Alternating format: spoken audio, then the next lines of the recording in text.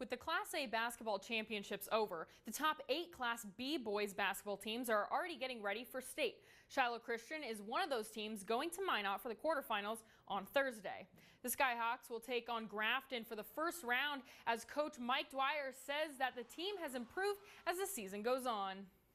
It'll be the exact same as every game, and we're just thinking about the game that we have ahead of us. You know, we just feel like we've continued to get better and better, but in terms of preparation for the game, it'll be exactly the same. Quarterfinals begin on Thursday at 1.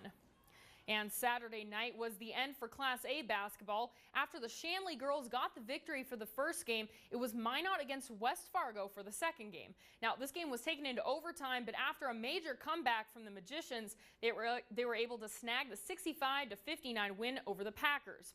After the game, Minot celebrated their second straight state championship win as Coach Winchesky talks about the game.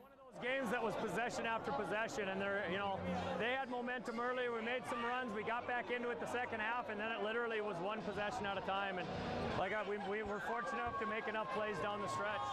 Not only was the victory huge for the coach, but the athletes as well, as their hard work finally paid off. By far, I mean, this is the ultimate goal.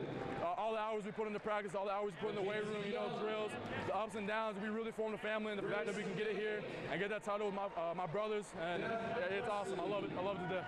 It feels good. It's a blessing. I got to thank the Lord for letting me go through this, and my team, they helped me out too. Coach helped me out, and it feels good right now. Double back-to-back, that's just great.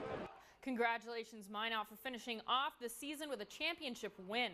And a congratulations to Century's Dalton Feeney for being this year's Athlete of the Year. Feeney led the team to a WDA title, along with scoring 11 points with 9 rebounds and 3 assists in his last game against the Bismarck Demons, where he helped the Patriots get the 5th place finish in the state. Feeney also made the all-tournament team this year. Now, they're the #1 NCHC team in the nation, and they're headed to the Frozen Face-Off.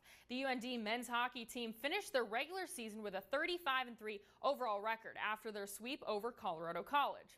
Fighting Hawks head coach Brad Berry says how there were a few things they wanted to do, and making it this far was one of their goals.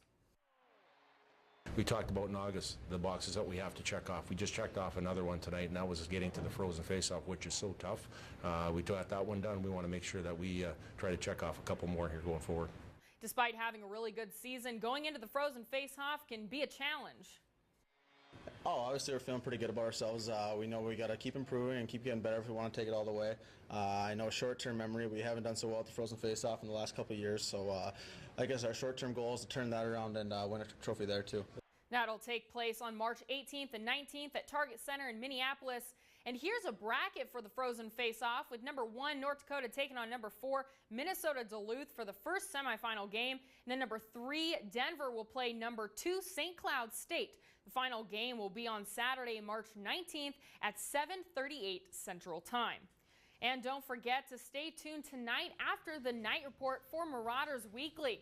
This week, we'll get a little insight into both the men's and women's basketball teams, as Isaac Berkey will have a Team Superlatives edition that you won't want to miss.